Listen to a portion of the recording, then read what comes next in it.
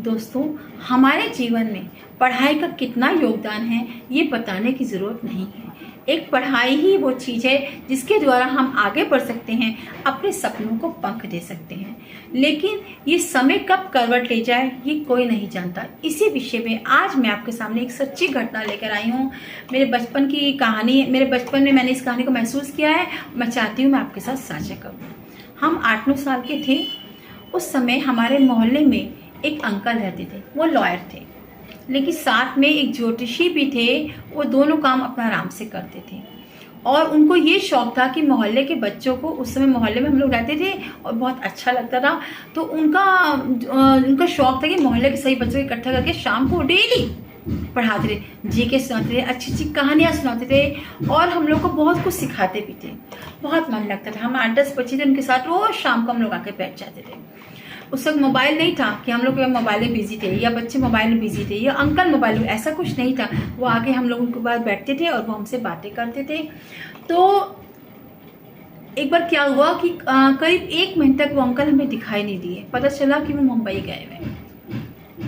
और जब वो 1 महीने बाद आए वापस, तो वो लग ही नहीं रहा था कि वही है। एकदम कमजोर, दुबले पतले, लग रहा है कि उनको कौन सी बीमारी हो गई है। ना वो बात करते थे किसी, ना पढ़ाते थे।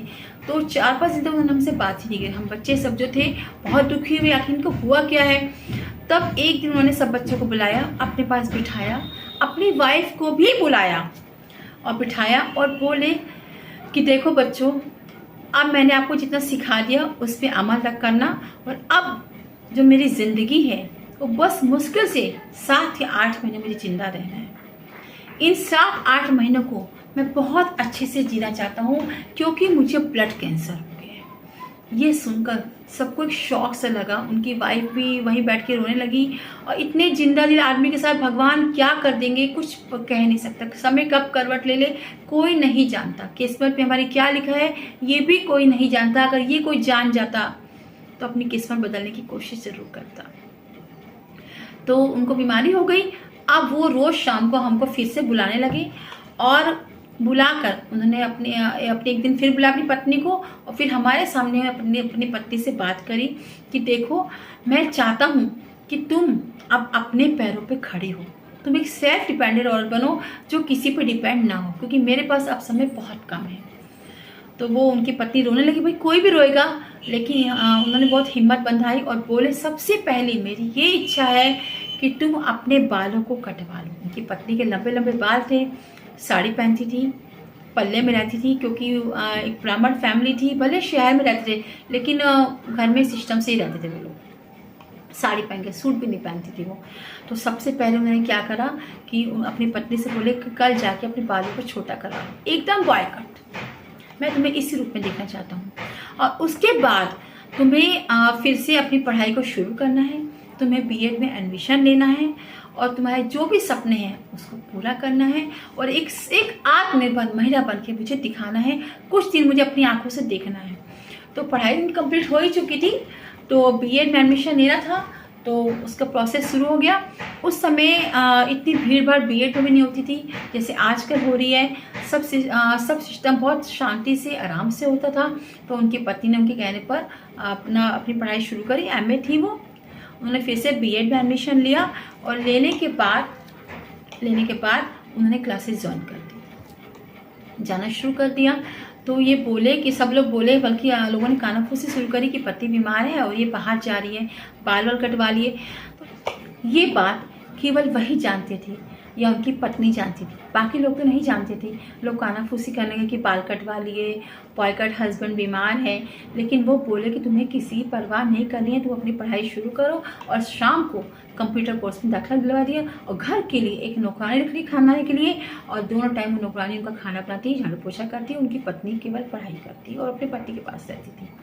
तो ऐसा करते करते उनकी ज़िंदगी एक रूटीन में बन गई। उसके बाद जब 4-5 महीने हो गए, तब ये बोले कि अब मैं चाहता हूँ कि तुम कुछ समय मुझे दो, मैं अभी 5 महीने और जिंदा रहना चाहता हूँ, मैं और जीना चाहता हूँ, तुम मेरे पास अब रहो। तो वो कुछ दिन छुट्टी लेकर या कुछ थोड़ा समय अपने पति के साथ स्पेंड करने लगी। कॉलेज से जल्दी आने लगी, उनके साथ स्पेंड करने लगी अपना समय।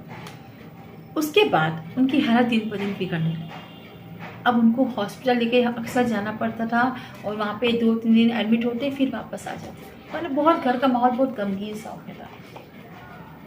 फिर ऐसे ही एक दिन हॉस्पिटल में बोले अपनी पत्नी से कि मैं चाहता हूँ कि मेरे मरने के बाद जो मेरे 2 बच्चे हैं इनका पालन पोषण कैसे होगा।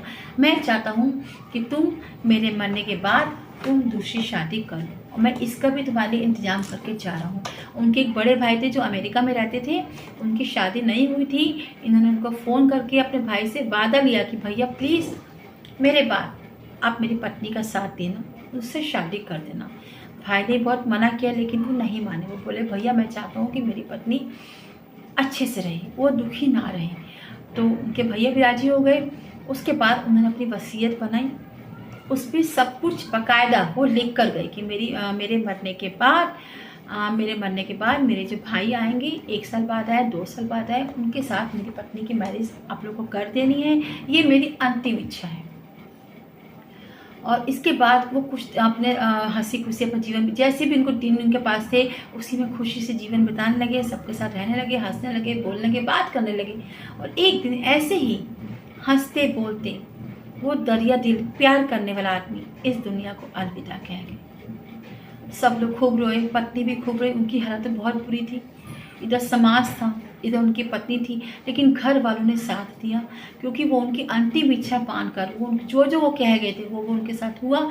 उनकी क्रियाक्रम के जो ये रस्में होती हैं, इसके बाद उनकी पत्नी फिर से कॉलेज ज्वाइन कर लिया, अपना कंप्यूटर कोर्स ज्वाइन कर लिया और इस तरह से वो रूटीन में अपनी ज़िंदगी चलने लगी। मन दुखी था लेकिन मजबूरी थी, काम तो करना ही था। और इसके 1 साल बाद उनके भाई आए और आपसी सहमति से उन लोग की कोर्ट मैरिज कर दी गई और वो अमेरिका चले गए। भले वहाँ जाके उन्होंने जॉब की या ना की, लेकिन उनकी पढ़ाई उनकी ढाल बनी।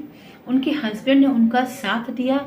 हर आदमी इतना खुशकिस्मत नहीं होता कि उन्हें इतना प्यार करने वाला, इतना आगे बढ़ने वाला, इतना सपोर्ट करने वाली फैमिली मिलती है, ऐसे हस्बैंड मिलते हैं। तो मेरी आप लोगों से यही प्रार्थना है, हर लड़की से, कोई नहीं जानता कि समय कब करवट ले जाए, कोई नहीं जानता कल हमारे साथ किस्मत क्या खेल ले। आज हम लाड़ प्यार में हैं, कल हमारे साथ क्या हो जाए। उस समय केवल हम, अगर भगवान न करे ऐसा किसी के साथ हो जाता है, तो केवल एक पढ़ाई ही है जो हमारे काम आती है, जो हमें आगे बढ़ने का सहारा देती है, और हमारे बच्चे, हमारी फैमिली जो हमें सपोर्ट करती है। तो आप लोग अभी से अपनी पढ़ाई पर जोर दीजिए, अपने समय को नष्ट मत कीजिए और एक आत्मनिर्भर महिला बनिए। मेरी कहानी आपको कैसी लगी प्लीज़ मुझे ज़रूर बताएं।